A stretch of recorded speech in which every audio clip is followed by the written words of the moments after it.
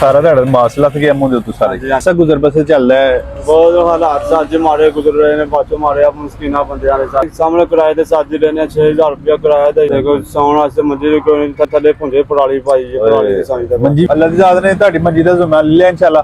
ਤੁਹਾਡੀ ਮੰਜੀ ਦੀ ਜਲਦੀ ਦਾ ਇੰਤਜ਼ਾਮ ਕੀਤਾ ਜਾਂਦਾ। ਤੁਹਾਡੀ ਮਿਹਨਤ ਦਾ ਇਨਾਮ ਹੈ ਕਿ ਤੁਸੀਂ ਹਲਾਲੇ ਰਿਜ਼ਕ ਬੱਚਿਆਂ ਸੇ ਕਮਾਉਂਦੇ ਹੋ, ਡੇਲੀ ਜਾਂਦੇ ਹੋ, ਅੱਲਾਹ ਪਾਕ ਦੀ ਜ਼ਾਤ ਨੇ ਭੇਜਿਆ, ਸਾਡਾ ਇਹਦੇ ਕੋਈ ਕਮਾਲ ਨਹੀਂ।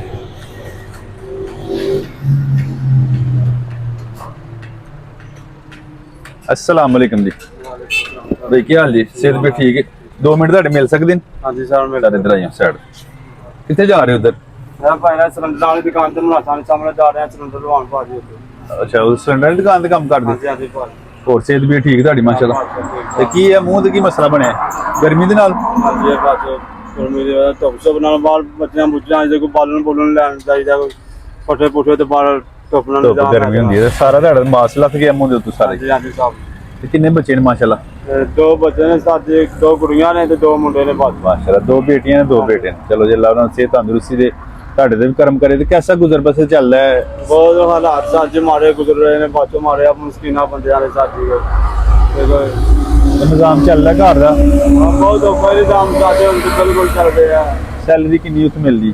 ਉਹਦੇ 15,000 ਸਾਡੀ ਮਿਲ ਜਾਂਦੇ ਆ। 15,000 ਮਿਲਦੀ ਹੈ। 4 ਬੱਚੇ ਨੇ, ਹਾਂਜੀ ਸਰ। ਭਾਬੀ ਹਰੀ ਵੀ ਨੇ, ਤੁਸੀਂ ਵੀ। ਉਹ ਸਾਰੇ ਮਾਮਲੇ ਘਰ ਜਿਹੜਾ ਉਹ ਉੱਥੇ ਬਾਹਰ ਰਹਿੰਦੇ ਹੋ ਕਿ ਕਿਰਾਏ ਤੇ ਲਿਆ? ਮੇਰਾ ਸਾਹਮਣੇ ਕਿਰਾਏ ਤੇ ਸੱਜ ਲੈਣੇ 6000 ਰੁਪਇਆ ਕਿਰਾਇਆ ਦੇਈਦਾ। ਅੱਛਾ ਦੇਖੋ ਸੌਣ ਵਾਸਤੇ ਮੰਜੀ ਕੋਈ ਨਹੀਂ ਥੱਲੇ ਭੁੰਜੇ ਪਰਾਲੀ ਪਾਈ ਹੈ ਪਰਾਲੀ ਦੀ ਸਾਈ ਦਾ ਮੰਜੀ ਵੀ ਕੋਈ ਨਹੀਂ ਆਪਣੇ ਕੋਲ? ਹਿਸਾਬ ਦੀ ਕੋਈ ਨਹੀਂ। ਅੱਲਾਹੁ ਅਕਬਰ। ਤੇ 6000 ਰੁਪਏ ਕਿਰਾਇਆ 15,000 ਜੋ ਦਿੰਦੇ ਹੋ, ਬਕਾਇਆ 8-9000 ਬਚਦਾ। ਹਾਂਜੀ ਉਹਦੇ ਘਰ ਦਾ ਸਿਲਸਿਲਾ ਵੀ ਚਲਾਣਾ ਹੈ, ਹੋਰ ਵੀ ਮਾਮਲਤ ਕਰਨੇ, ਬੱਚਿਆਂ ਦਾ ਦੁੱਧ ਵੀ, ਪੈਂਪਰ ਵੀ, ਘਰ ਦਾ ਨਿਜ਼ਾਮ। ਤੇ ਕਿਸ ਤਰ੍ਹਾਂ ਫਿਰ ਗੁਜ਼ਰ ਬਸਰ ਹੁੰਦਾ? ਇਹ ਸਾਹਿਬ ਜੀ ਬੜਾ ਔਖਾ ਨਿਜ਼ਾਮ ਚੱਲ ਰਿਹਾ ਹੁਣ। ਮੰਜੀ ਵੀ ਕੋਈ ਨਹੀਂ ਘਰ? ਮੰਜੀ ਵੀ ਸਾਹਿਬ ਜੀ ਕੋਲ ਥੱਲੇ ਭੁੰਜੇ ਪਰਾਲੀ ਪਾਈ ਹੈ, ਉੱਤੇ ਚਾਦਰਾਂ ਪਾ ਕੇ ਤੇ ਥੱਲੇ ਬੱਚੇ ਲੈ ਕੇ। ਅੱਲਾਹ ਕਰਮ ਕਰੇ ਭਾਈ ਇਨਸ਼ਾਅੱਲਾ। ਅੱਲਾਹ ਦੀ ਜ਼ਾਤ ਤੁਹਾਡੇ ਤੇ ਫਜ਼ਲ ਕਰੇਗਾ ਇਨਸ਼ਾਅੱਲਾ। ਅੱਲਾਹ ਤਾਲਾ ਕਰਮ ਕਰੇਗਾ ਮਾਲਕ ਦੀ ਜ਼ਾਤ। ਤੇ ਕਿੰਨੇ ਕਿ ਦੀ ਮੰਜੀ ਆ ਜਾਂਦੀ?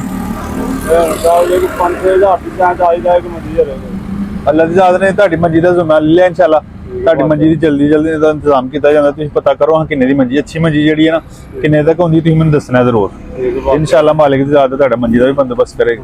ਸਿਹਤ ਵੀ ਠੀਕ ਰਹਿੰਦੀ, ਉੱਥੇ ਸਹੀ ਕੰਮ ਸ਼ਮ ਸਹੀ ਤਾਵਨ ਕਰਦੇ ਨੇ। ਤਾਵਨ ਬਾਚੋ ਕਰਦੇ ਨੇ, ਉਹ ਵੀ ਬੰਦੇ ਸਹੀ ਨੇ ਬਣਾਉਂਦੇ ਨੇ ਸਿਲੰਡਰ ਵਾਲੇ, ਉਹ ਵੀ ਤਾਵਨ ਸਹੀ ਕਰਦੇ ਨੇ ਬਾਚੋ ਸਾਡੇ। ਚਲੋ ਜੀ ਅੱਲਾਹ ਉਹਨਾਂ ਦੀ ਵੀ ਖੈਰ ਕਰੇ, ਤੁਹਾਡੀ ਵੀ ਖੈਰ ਕਰੇ। ਇੱਕ ਅੱਲਾਹ ਪਾਕ ਨੇ ਤੋਹਫਾ ਤੁਹਾਡੇ ਸੇ ਭੇਜਿਆ, ਤੁਹਾਡੀ ਮਿਹਨਤ ਦਾ ਇਨਾਮ ਹੈ, ਦੇ ਦਈਏ ਤੁਹਾਨੂੰ। ਹਾਂਜੀ ਠੀਕ ਹੈ ਜਨਾਬ। ਇਹ ਥੋੜੇ ਜਿਹੇ ਪੈਸੇ ਨੇ, ਤੁਹਾਡੀ ਮਿਹਨਤ ਦਾ ਇਨਾਮ ਹੈ ਕਿ ਤੁਸੀਂ ਹਲਾਲੇ ਰਿਜ਼ਕ ਬੱਚਿਆਂ ਸੇ ਕਮਾਉਂਦੇ ਹੋ, ਡੇਲੀ ਜਾਂਦੇ ਹੋ, ਅੱਲਾਹ ਪਾਕ ਦੀ ਜ਼ਾਤ ਨੇ ਭੇਜਿਆ, ਸਾਡਾ ਇਹਦੇ ਕੋਈ ਕਮਾਲ ਨਹੀਂ। ਤੁਸੀਂ ਇਸ ਤਰ੍ਹਾਂ ਮਿਹਨਤ ਕਰਨੀ ਹੈ, ਇਨਸ਼ਾਅੱਲਾ ਮਾਲਕ ਦੀ ਜ਼ਾਤ ਨੇ ਤੁਹਾਡੀ ਮੰਜੀ ਦਾ ਵੀ ਬੰਦੋਬਸਤ ਕਰ ਦੇਣਾ। ਠੀਕ ਹੈ ਜੀ, ਅੱਲਾਹ ਖੈਰ ਕਰੇ।